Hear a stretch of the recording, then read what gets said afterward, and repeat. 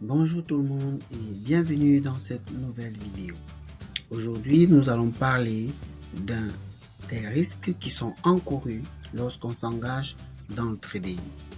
Le trading comporte des risques et comme je dis toujours aux traders débutants, il vaut mieux commencer par comprendre l'environnement du trading avant d'aller dans le trading opérationnel. Et pour comprendre l'environnement de trading, il faut bien comprendre les risques qui jonchent le parcours du trader. Et dans cette vidéo, nous allons parcourir ces risques. Nous allons aborder cette question à 5 niveaux. Nous allons parler de la perte d'argent, nous allons parler de la perte de temps, nous allons parler du niveau de connaissance en termes de valeur, en termes de valeur ajoutée, bien sûr, oui. Et nous allons parler de dégradation de l'état de santé afin de chuter sur la possibilité de compromettre votre avenir lorsque vous engagez dans le trading.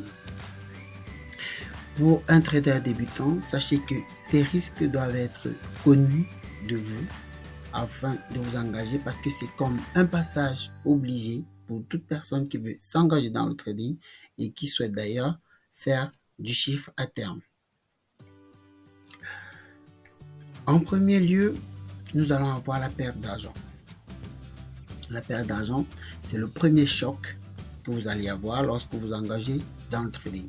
Vous allez cramer votre compte à plusieurs reprises et vous allez vous dépenser en dépensant de l'argent dans des séminaires de formation, dans des conférences. Vous allez payer pour les avoir. Vous allez dépenser dans des supports didactiques. En fait, tout cet argent constitue un investissement impératif par lequel il faudra passer si jamais vous voulez avoir du succès dans le domaine du trading. En deuxième lieu, nous allons avoir la perte de temps. Dans le trading, vous allez perdre du temps dans ces formations, dans ces lectures, parce que vous allez visualiser des vidéos, vous allez lire des livres, ça vous prendra du temps. Vous allez faire des analyses au niveau des graphiques qu'on appelle des chandeliers japonais pour pouvoir comprendre les fluctuations du marché. Vous allez passer du temps à lire les annonces économiques et à comprendre les tenants et les aboutissants de chacune des annonces, les impacts que ces annonces peuvent avoir sur le cours des actifs. Également, vous allez contrôler vos trades au moment où vous entrez en position. Là, on parle du trading opérationnel. Donc, la perte de temps, elle est quasi permanente lorsque on s'engage dans le trading.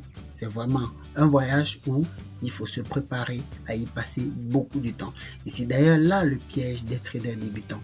Très souvent, quand ils arrivent, ils se disent que rapidement, ils vont faire de l'argent, ils vont passer moins de temps à l'étude et rapidement, ils seront millionnaires.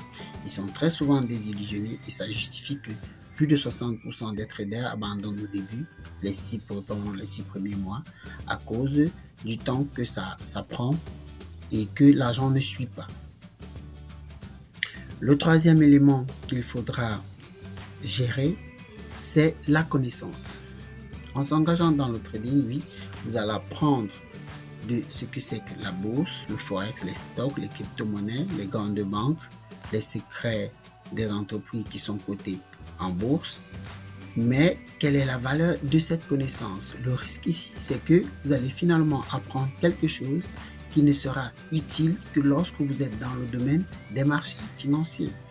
Ce sera un plus dans votre culture générale, certes, mais qui sera finalement peu utilisable dans le reste de la vie.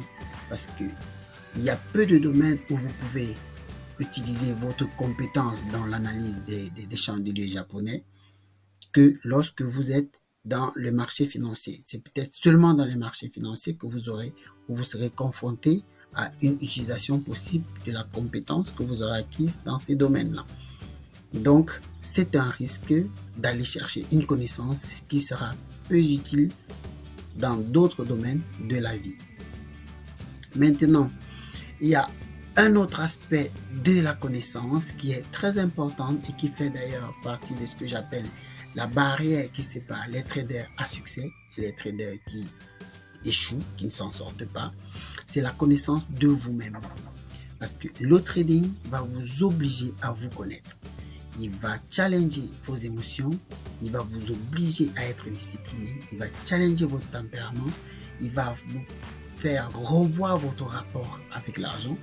Et ce qui dit rapport avec l'argent, on parle de cupidité, bien sûr, parce que le contrôle des émotions, l'assise d'une bonne discipline, le contrôle du tempérament et le désintéressement par rapport à l'argent direct vont être un peu des conditions pour passer à l'étape du trader loser à un trader gagnant. Et donc, il y a un véritable risque ici et le trading ne vous laissera pas passer cette barrière avant d'avoir réussi à vous améliorer sur ces différents éléments. Maintenant, le quatrième niveau, après avoir passé toutes les étapes précédentes, c'est le stress. Voici à quel moment le stress arrive. Lorsque vous avez dépensé de l'argent, vous avez dépensé du temps, vous vous êtes fait chapeauter au niveau de vos émotions et aucun résultat ne suit. Qu'est-ce qui se passe?